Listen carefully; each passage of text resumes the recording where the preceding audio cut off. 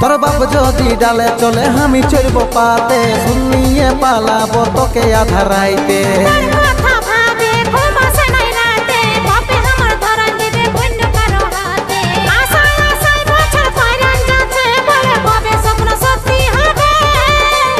আছি আমার কপালে লেখা, যা হবে পরে দেখা যাবে।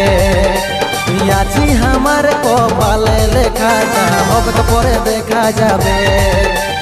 আছি আমার কপালে লেখা, যা হবে পরে দেখা যাবে।